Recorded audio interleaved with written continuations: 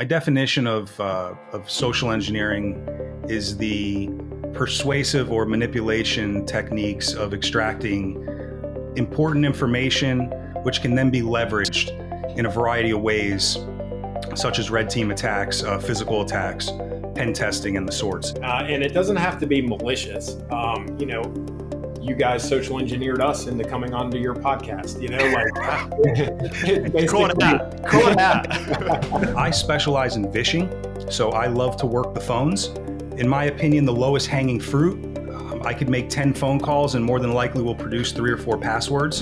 And so that's what BuildCyber is all about. It's about leveraging education, building a grassroots community from the ground up, without large corporate sponsors or investors. It's just a function of all of us taking the knowledge and education we have and sharing that with each other, trying to get better, and then helping people that want to get involved. And then from putting it together from a community standpoint, it took away the thing that I hated most about conferences, which was vendor con, right? Bucket. Yeah, right. Sorry, I had something stuck in my... That is a small taste of what's coming up in this week's episode of the Security Repo Podcast, as we sit down with Daniel Niefeld and Ken Never, who are 2 of the founders of RedSeer Security, a penetration testing company that's based out of Florida. Both these guys, however, have deep roots in the cyber community, including founding and organizing many different events over the years, including one that's coming up in Louisville in September called Hack RedCon. But they also reach out to the community through their non-profit BuildCyber. BuildCyber is an awesome organization that focuses on helping people transition into cybersecurity careers that are from low-income, veteran, neurodiverse, or at-risk communities. It is an awesome initiative and one that you should absolutely get involved at. Throughout this episode, we dive into how Daniel and Ken found their way into security as they share some of the more funny security stories that they've brought with them along the way. But we also look at how people can get involved in the cyber community, including how you can create a conference or an event and some of the things that you should look out for even when deciding what events to go for. And one last thing before we get into the episode, if you are in the Louisville area and you want to attend Hack RedCon for free, then you can do so as a Security Repo listener. Throughout the podcast, I'll let you know exactly how you can get your free tickets. But without further ado, I'd like to invite my podcasting partner in crime, Dwayne McDaniel, to kick us off in our conversation with Daniel and Ken. You're organizing multiple events. I see you're wearing your Hack RedCon shirt there. Give us a high-level overview. What is that? Yeah, so Hack RedCon, the first conference that we threw was last year in Louisville. And we kind of a backstory of how it all came together. So we run an offensive security firm, RedSeer, and we were coming off an engagement, and we're founded in Atlanta. So we're there with the team. We took the guys out to dinner, and probably a little bit too much bourbon. And Zachary and I are probably the extroverts of the introverted crew. So everybody was talking about DerbyCon and just all the fun they had, the impact it made on the community, the great things that it did and brought people together. And there was a void. So like I mentioned, probably way too much bourbon. Those group of folks pointed at Zachary and I said, you guys should bring back DerbyCon in your own take. And so anyway, long story short, we decided to bring back a conference to Louisville, not the intention to be DerbyCon, but to build off of their momentum of bringing people together, sharing, building a conference for the community where we could leverage education and impact. And that's kind of the backstory. So we have Hack RedCon 2 coming up, which is pretty exciting. We're going to be hosting at the Louisville Slugger Museum, which is in Louisville, and also with a partnership with the University of Louisville. We're going to be hosting workshop training, hands-on training. So we have some really unbelievable training lineup set up. So we're pretty excited about that. And that's kind of the backstory of Hack Red. So as I understand it from what Dwayne's let me know, you guys have done quite a lot of research into what makes a good security event. Dwayne and I have been to hundreds of security events or developer conferences, so we have our own takes on this. But I'm interested from your perspective. What did you find when creating these events? What worked well? What replicated well? And what was a total disaster? So, well, I'll probably start with the good because there's plenty of disasters. I would say the most important thing that we learned along the way, we interview, just like we're doing here in this podcast format, every single person that reaches out to us. You could be a volunteer, you could be a veteran looking to transition, a speaker, a trainer, somebody as well known as an Ed SCOTUS. We spend 30 to 45 minutes, even an hour, with every single person that reaches out to us. Part of that is to get to know who we're speaking with. There's a lot of relationships. There's a lot of synergy, whether it's business or friendships or, in our case, research, working on red teaming tools and exploits and what have you. So you just never know who you're going to meet. And so that to me was probably by far one of the most impactful things. The other thing that we found doing this is that there are thousands of security and technology practitioners around the world that all have the same interests as us, which is leveraging our knowledge, our all the education and mentoring and giving back and coming together to share that with future generations and other security practitioners. That's something that was probably the most impactful for me. Getting to know everybody on a personal level. So that was a really big thing.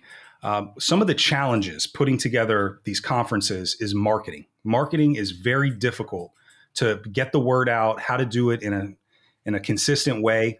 It's a funny backstory.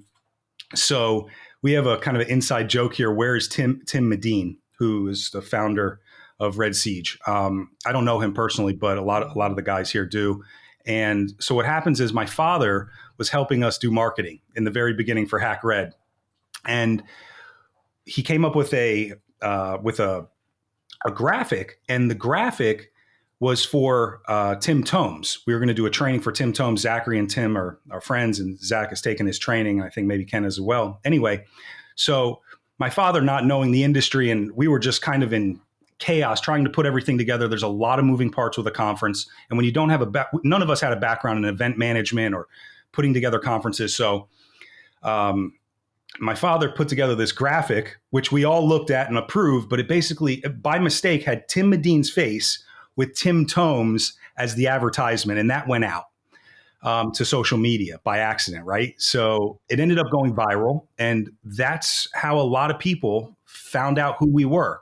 Honest mistake. We messaged Tim. He was cool about it. But that was maybe one of those disasters that turned out great. But I would just say all the coordination. One of the things about putting these conferences, and we did this on a grassroots level. We bootstrapped Hack Red originally. Really, we had some good sponsors, mostly cyber companies, but it's really a coordination of community. This is the big thing. Volunteers have been really impactful, trainers, speakers, getting the word out, sharing the information, helping us, giving us advice. We genuinely believe that when you build these conferences, it isn't necessarily just a pure profit building exercise. In our case, it feels more of a nonprofit effort where we're organizing something collectively. And that's why we say, I mean, over and over again, the conference is really all of ours as opposed to our company doing it. So those are some of the fun things that have come up along the way, certainly. The story that you mentioned of the mistake reminds you, I was reading recently that if you misspell something in a subject line in an email, it has a better engagement rate. If you have a typo, I thought that was really funny. But just before moving on, Ken, is this what similar experiences from your end in putting all this together? Yeah, absolutely. From my experience, I actually I volunteered on the security team at DerbyCon. So I wanted to kind of keep that vibe, right? And I'm also active in our local B-sides, and I actually met Dwayne at RVA Sec. So I do attend these as well as throw them. And so I liked how we were able to take kind of the best aspects of all of these conferences. And then from putting it together from a community standpoint, it took away the thing that I hated most about conferences, which was vendor con, right? Where it's, everybody's nodding because you all agree. And yeah, right. Sorry, I had something stuck in my throat. The bigger conferences that shall not be named that may take place in Las Vegas that I will be going to anyways, but I digress. RSA, stuff like that, that's not quite as fun for a practitioner or somebody that doesn't hold the purse strings to a company to buy the snake oil that all the people may or may not be selling, as well as for new people getting into the industry. That's overwhelming. And it's like, well, I got a bunch of cool swag, but I don't know what any of this stuff means. And, and half the time the people you interact with don't either, because they're just salespeople that don't know the technical stuff. So I really appreciate our conference in that aspect, because it kind of goes back to the grassroots thing that Dan was talking about, where we do talk to any and all people. And if they don't jive with our personality and kind of the environment we're trying to throw, they're not part of our conference. So it's a different way of doing things that's more focused on learning and fun and community. You've mentioned your pet hate being VendorCon. What is something, if people out there are thinking about throwing a conference, what is something that they should avoid? That, like, from both of you, I'll start with you, Daniel. But what's a big something that is like, just don't do this, it doesn't work, or a mistake that you see? Yeah, and it's off the topic of VendorCon. When we started this, we specifically wanted this to be a hacker conference. We wanted this to be where we were bringing together experts that could share technical knowledge that could be then passed on in the form of education and mentoring. I think one of the biggest things that I encourage all companies to leverage their marketing budget to build conferences. It contributes to education and really great PR, but just long-lasting impact around things like talent recruitment and just representation in the industry. I think the biggest thing is not focusing on selling your product as opposed to providing knowledge and education around what the products do, the technical aspects, even the management aspects of a really big problem that I think we have in the industry is this gap between what the business suite cares and looks at versus the security teams. At these conferences, I think that knowledge can be translated through technical training and this aspect of education, as opposed to selling a product and having aggressive. We go to tons of conferences. I think trying to avoid having salespeople at the conferences, and that's a big thing that you see at all the conferences. They send salespeople out, and it's just a turnoff. It's a turnoff, and so I think the focus of education is really the key to making these conferences successful. I definitely agree on that. And I say that as an ex-sales guy, as someone coming from sales background. But on the other hand, that's also how I first learned to engage with the community, to being a sales guy out there, not knowing anything, and asking questions like, hey, how does all this work? So coming over from the dark side, I guess. But I definitely understand your point, because there's nothing worse than walking up to a vendor booth and say, tell me about your product. And you hear a 30-second rehearsed speech and you ask any probing question and just, nope.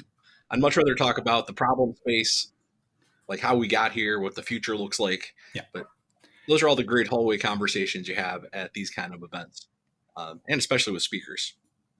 Yeah. We spent all day talking on, didn't mean to cut you off. Do you have a rebuttal on that, Dane? No, just agreeing with you, and the fact that when you go to all these booths, they all sound the same.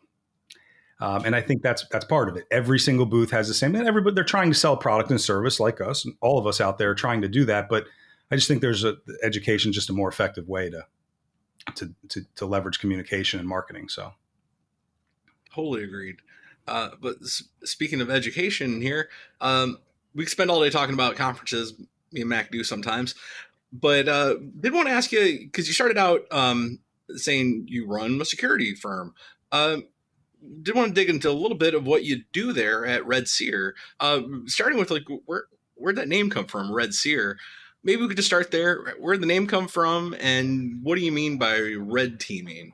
So the name originally came from, so our co-founder, Zach's not on the call, but our co-founder, Zachary, originally, RedSeer was originally formed as a CTF team in Atlanta. So Zach and some of the guys, and now our current CTO, Kevin, was part of DC 404, one of the largest DEF CON chapters. And so that's kind of the backstory of where it all started. It was basically a red teaming, a CTF team where a bunch of friends got together and had a bunch of success. The idea, one of the big things, and I'll go back kind of a quick backstory. Zachary and I are childhood friends. We've been friends since we were 5. We kind of joke around. We were child hackers. I on the human side, Zach with technology.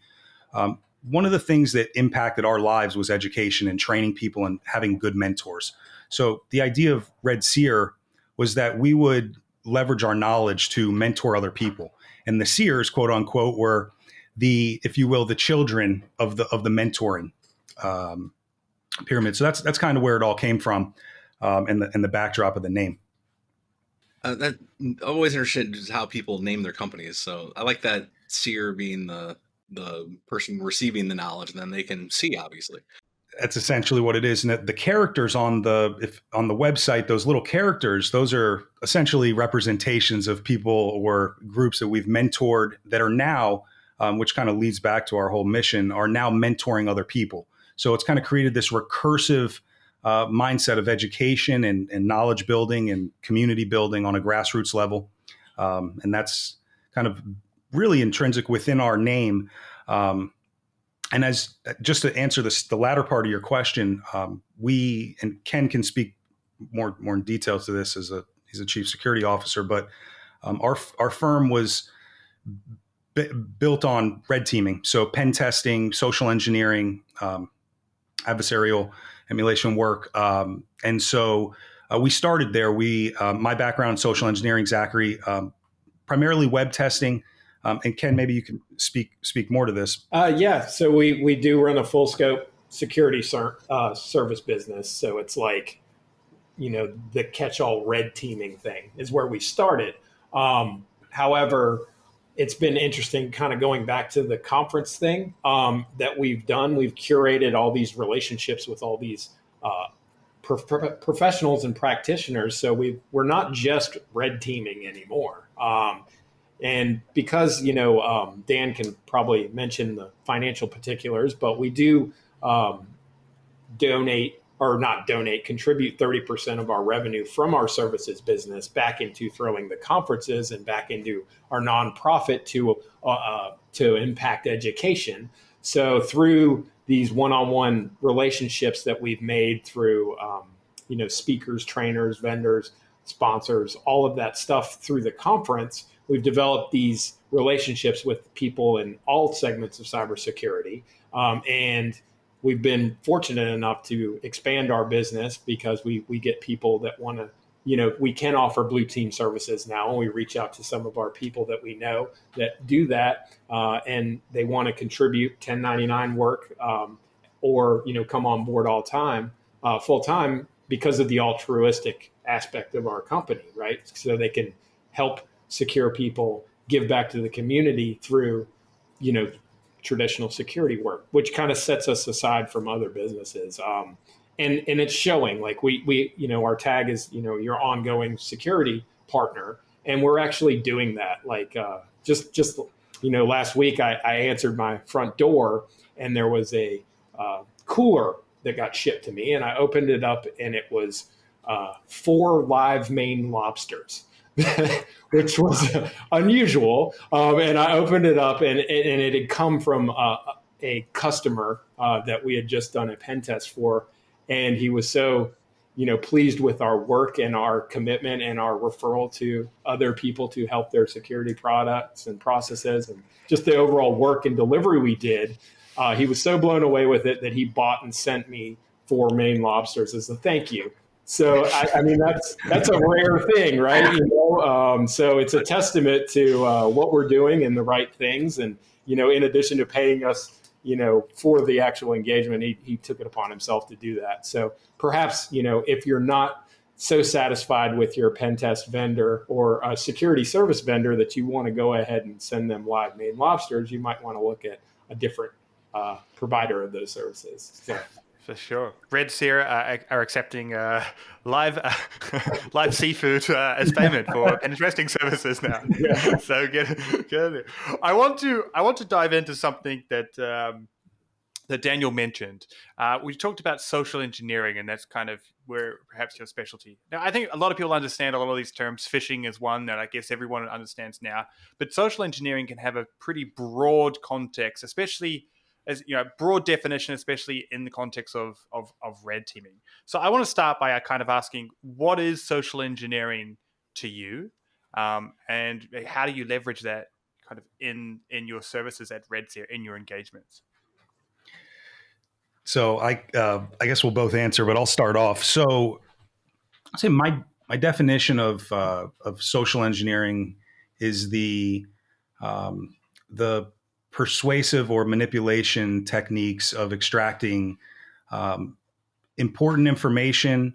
Some of it's not as important. Some of it is extremely important, which can then be leveraged in a variety of ways, such as red team attacks, physical attacks, pen testing, and the sorts.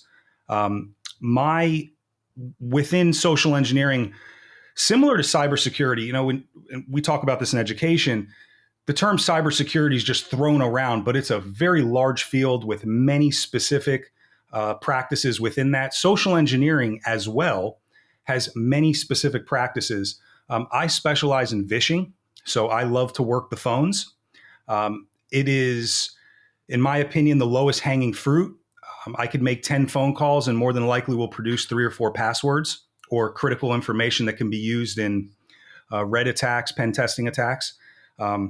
Recently, we had an engagement with a large financial institution, and things such as simple and again, with cybersecurity, where a lot of times we just think on the digital side, but I'll use an example. I called into the main line. They had multiple companies. There was some mergers and acquisitions, so their systems weren't consistent. And when you called, press 1 for this, press 2 for that. Well, within that call structure, that tree structure of their phone system, it would divulge the extensions and the names, first name, last name, and position of the each extension, which was great because I could then use that information, which is a low finding, in other attacks. So I was able to use their own phone system to figure out exactly where the extensions were of the people, and then I used some open source tools to find those specific targets that I was going after. In one case, and what I'll do when I take on a phishing engagement is I'll look at a variety of different targets. Some as low as a customer service agent or sales reps. Sales reps are usually the most friendly. They love to talk. They love to divulge. In this case, I targeted a mid-level human resources officer, and that human resources officer created or was part of creating their social engineering protocols. So she was very experienced. Within 2 minutes, called me a phish. She said, "This sounds like a phish." My biggest advice to all of my clients, anybody I talk to, is that if somebody is calling you and you are not 100% certain of who this person is and why they are talking, hang up the phone. Hang up the phone. It seems the most rudimentary defense technique, but in this case, she didn't hang up the phone. She spent 35 minutes with me, telling me everything. Now, the other aspect of social engineering, and I go back to this is something we all talk about with our circles, but I don't think that the wider world is, and a lot of that's because of marketing and just the human experience. Everything we put on social media is there. Things in the background. For example, you're looking at my screen now, you see an American flag. So immediately one could connect that I have a strong relationship to a country, maybe military service or law enforcement, et cetera. Everything that is in the public sphere is usable in social engineering attacks. And this is critical. So the HR rep, the reason I speared her is because I was able to determine that her mother was actually part of the company. And then she had worked there for 25 years. Excuse me. excuse me, meaning that there was a long history of her inside the company. She knew all of the activities. She knew strategy. She disclosed that there was a issue with a particular program that they were introducing around diversity. And she named the person. Well, that person, that information I was able to use in a further attack to then access their system, get passwords and the like. So I think the biggest thing about social engineering is that we have to be aware of what we are putting out on the internet, what we are posting. That information is critical in social attacks, and 90 to 95% of all breaches start within social engineering. A phone call, a relationship, obviously phishing emails and the like. So. Yeah, super cool. I like how you broke that down a little bit there. For those that maybe don't understand, can you quickly explain what phishing is? It's if someone hasn't heard that term before. So essentially, similar to phishing, we create scenarios and I'll use a specific example maybe to elaborate. There was an engagement where on the bottom of their website, on their corporate website, they had a link to a third party, and that third party did ethics surveys. And so, with that being said, we created a malicious site that had the name of the third party, and then I called as an actor representing that third party doing ethics surveys. And so the idea here is that it's essentially phishing by voice. And so we're using the phone primarily to emulate some type of actor to extract information, et cetera. But essentially, it's phishing done by the phone is the broad definition. And so in this instance, I called and I called different reps. We came up with different ethics questions based on that information I extracted around diversity and the merger and acquisition problem. So we called saying, hey, this is John from XYZ Ethics Company. We're a third-party partner of the company, et cetera. If you have a question, there's a link on the bottom of the website. So immediately I'm buying credibility. And then we would ask a one-word question and then guide them to a malicious site, which then we could do further work. And so essentially that's the idea, is that we're using phishing techniques by way of voice, calling and creating attacks by phone. I am very briefly interrupting this week's podcast to give you a public service announcement of how you can attend this year's Hack RedCon for free. Daniel and Ken were kind enough to provide us with 5 free tickets to this conference. There is a promo code in the link below, and if you head to that address, insert that promo code, you will be able to get a ticket for free to Hack RedCon 2023. So if you're in the Louisville area, then make sure you take advantage of that. Again, it's in the description or the show notes, wherever you're listening to this podcast. All right, back to the episode. I don't want to talk about this stuff all day. And Ken, we didn't even get a chance to hear your phishing stories out there and your social engineering stories. Could you just real quick, from your perspective as the security lead there, what do you want people to know about phishing, social engineering in general? And how can you as a company help people in that situation? I define social engineering as manipulating natural human behaviors and tendencies to further gain. And it doesn't have to be malicious. You guys social engineered us into coming onto your podcast, Call it out. It's getting somebody to do what you want them to do. And it's just a psychology experiment. And that could be something, if you look in my closet, I have UPS outfits that I've curated from, various Goodwill stores. I've ordered, vests. And a lot of times social engineering doesn't have to be a voice thing like Dan's talking about. It could be just a perception thing. If you look the part, look like you belong there, wearing the attire that you associate that person in as a job role, oftentimes you won't ask what they're doing and why they're walking past you in a secure facility or a construction site if you have a hard hat on. There's a lot of ways to manipulate perception and psychology. And that can, it goes into all of the, malicious or, adversarial techniques that we do see with phishing. There's the Nigerian prince lottery winner thing that we've all seen. And, that's played out, but it's still, it tugs on people's emotions. And that's what social engineering does all around it. It's the phishing thing on the phone, acting like you're there to help them or you need something from them and cater to the people's desire to be helped or to help others. And, it goes back to, physical penetration testing where you can't go into a secure door, but if you show up, if you send a pregnant woman there or a woman in a pregnancy suit and she's carrying 7 boxes to that door, most people are going to hold that door for that person as opposed to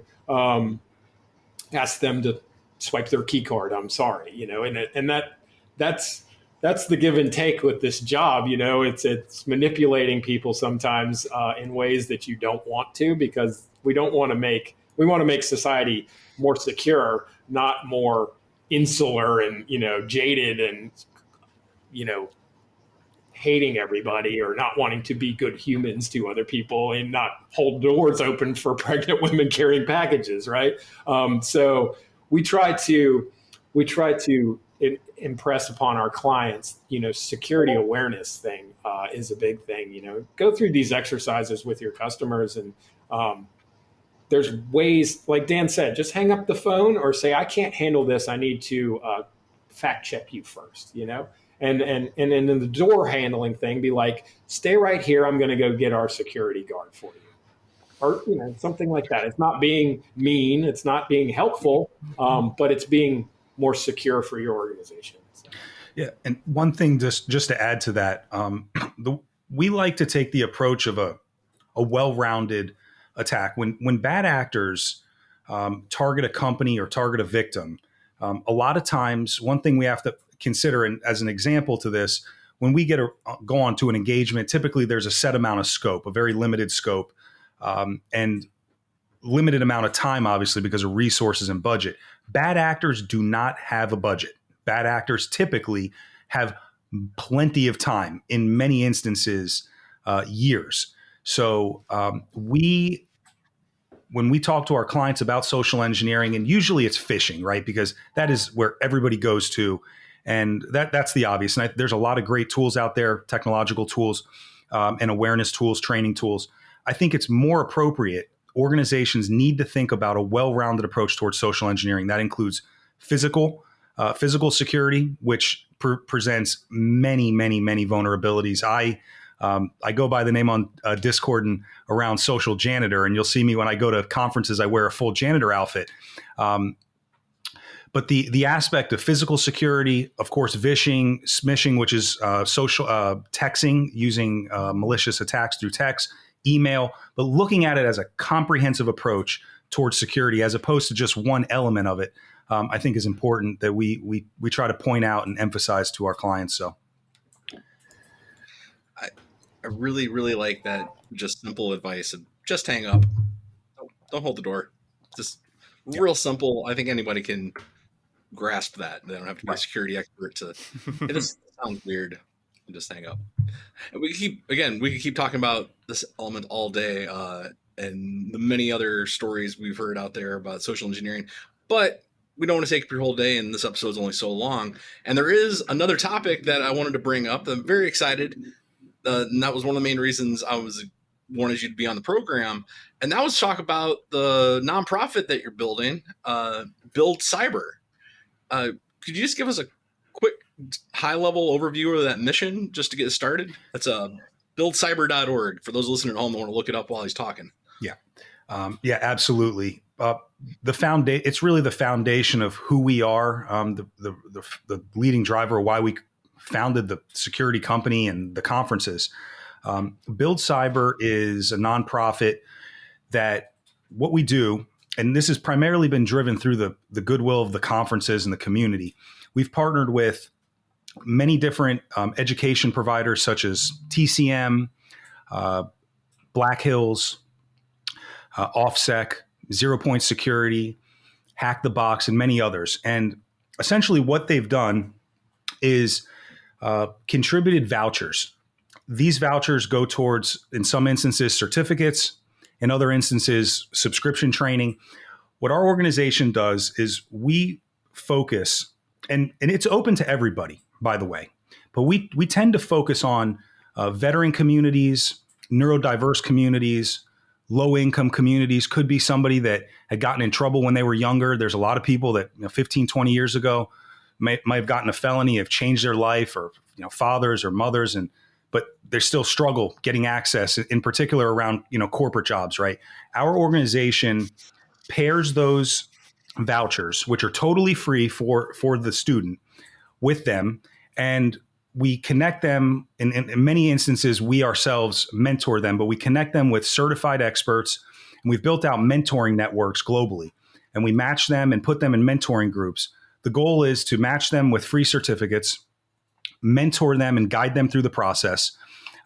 And when we started, we first got some certificates from OffSec for the Pen 200, the OSCP certificates, vouchers. And after we then put together Hack Space, we haven't talked about that, but that was the conference at the Kennedy Space Center we did in April. We raised over $100,000 in vouchers, which is truly impactful. And we've matched those with many different people that are going through what we call the pathway, the BuildCyber pathway. And the reason we designed a pathway is that some of the subscriptions and vouchers are for entry level, beginner level. Some are intermediate, and then in some cases on the professional level. So what we do is we guide them through this pathway. In between, we help them with things like soft skills, how to write a report, how to tell a CISO their baby's ugly. In other words, their security program isn't really secure. The real things that what it takes when you run for example, an offensive security firm, 50% of your time is in report writing and interacting with your clients and what that looks like. So our goal is to help prepare them, guide them through this education pathway, and then leverage the conferences to help them get jobs. So refer them to government agencies, national security, or other companies that are looking to hire. We don't charge anything for that. It's just a natural function of our conferences. The ultimate goal is to lower the barrier of education, workforce development, so help people from communities that don't necessarily have access or resources to be able to guide into that path. And then from the corporate side, to inform companies, because a lot of companies have these large marketing budgets. Marketing budgets are wasted every day. I came from the finance sector and I was underwriting investments. I would see millions of dollars wasted on consulting to go to baseball games, to build a partnership. I believe the greatest investment that we can make is into education. So by getting corporate partners to leverage, instead of wasting money, and I say waste because it truly is a waste in many instances, in all these different marketing campaigns, invest into your business, invest into your community through education. And that will, one, it gives you marketing in many ways, but it also has all these other long-term benefits. And so that's what BuildCyber is all about. It's about leveraging education, building a grassroots community from the ground up. Without large corporate sponsors or investors. It's just a function of all of us taking the knowledge and education we have and sharing that with each other, trying to get better, and then helping people that want to get involved. So going to that wanting to get involved aspect, how do people get involved with this program? What can I do if I'm interested in listening to this? Pretty simple. Go to buildcyber.org and you can sign up there. We also are on Discord. If the easiest way to get there, and we can, with the bio, of course, we could put a link, but the easiest way is to go to hackredcon.com. And right on the top, there's a Discord logo. If you click that, it'll drop you in the server. My name is Social Janitor there. They can DM me or really respond in the group, and we can interconnect them. One other thing I did want to mention off of BuildCyber and how to get involved. For people that are interested in getting into the industry that don't have a lot of connections, or maybe like Dwayne, like you said, you were in sales and looking to maybe make a transition, what that looks like. One of the most powerful ways to build relationships, I can give you countless stories of friends of ours that have gotten jobs this way, is to volunteer at a conference. It could be any obviously we'd love to have you at ours, but any B-sides, any local small conferences, volunteer. It's powerful. You're looked at as typically as a staff organizer, and you immediately meet influencers, people that are, commanding companies, that are directors of, security teams. And it's just really the best way. And I can only speak, for myself. I look at dozens of resumes a month. The first, once I see that they're certified, the most important thing that I look for is volunteer and community work. If I don't see it, I'll pass on them unless it's a very specific reason. It's just, for us, we feel like it's the most impactful way to build a solid organization. So volunteering is a essential thing, I think.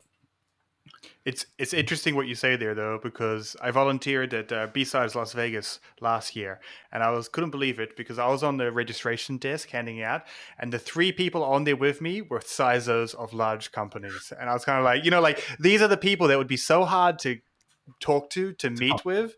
And they're handing out registration badges with me at Las Vegas B-Side. So I was like, oh, this is the hack. Yeah, This is how you get into it. If only I had a podcast back then.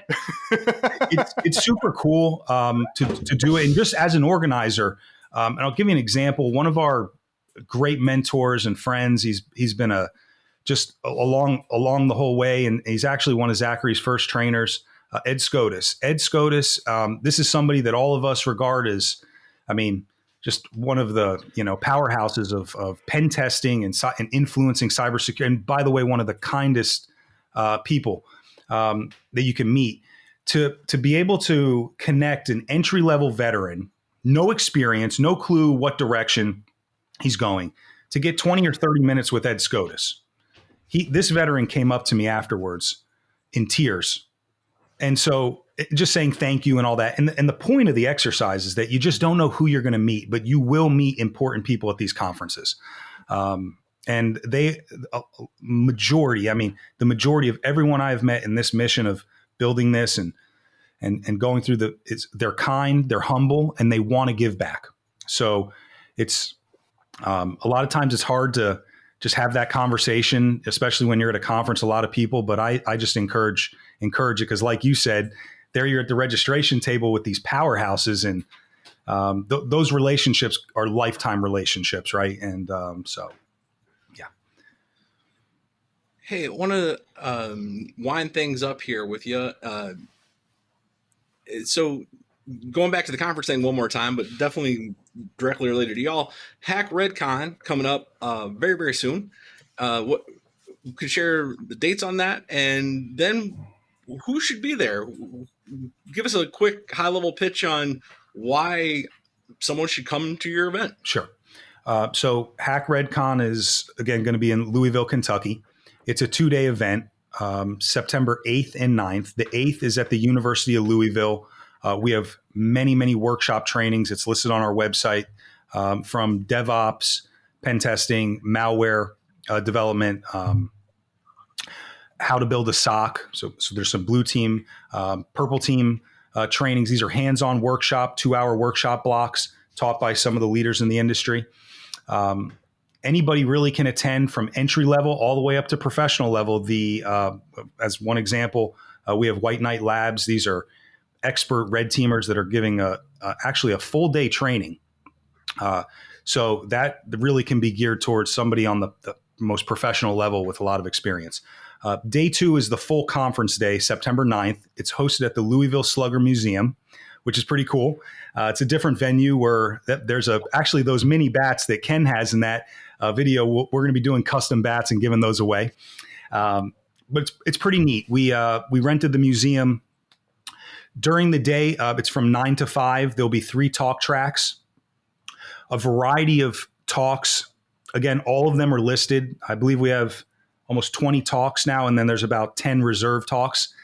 Everything from entry level of how to get involved, how to get into the field, through the most advanced some of the most advanced things that are taking place in the industry: red teaming, blue teaming, purple teaming.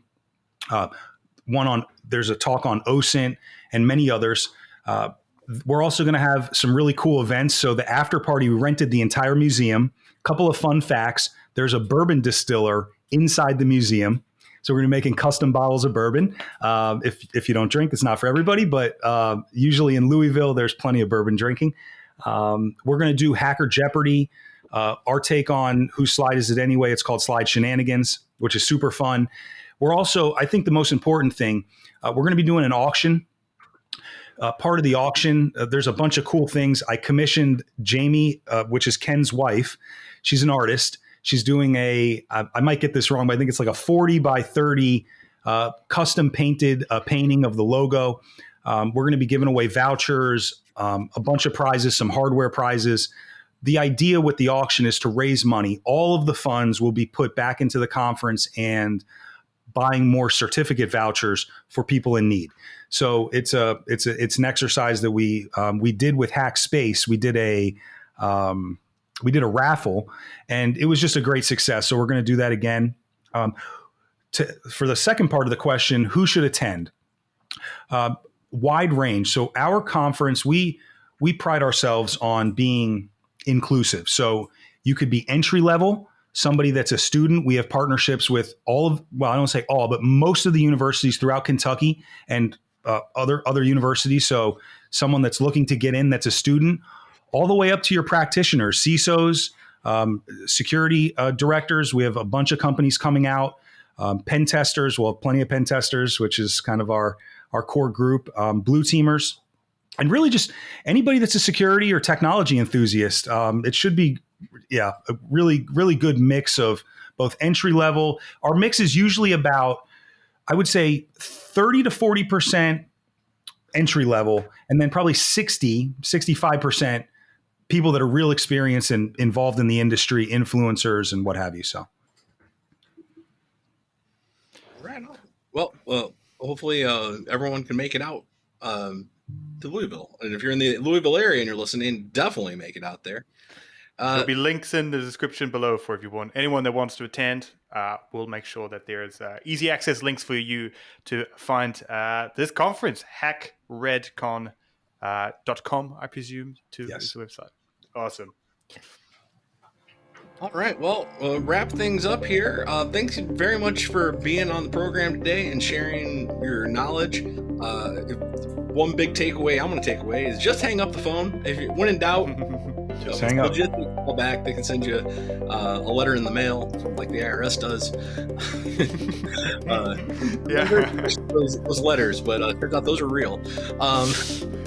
But Ken, do you want to give us any parting shots, any final words of wisdom as a security lead out there? Be excellent to each other. And don't click on anything. And come to our conference. Come to our conference and learn a whole bunch of cool things. And mentor somebody else when you do. Awesome. That's excellent. Well, thank you both for joining in here. We really appreciate it. And I look forward to keeping my eye on Red Hat Con and hopefully making it out to Louisville myself one day. So thanks for you both, and look forward to seeing the journey. Thank you, guys. Thank you.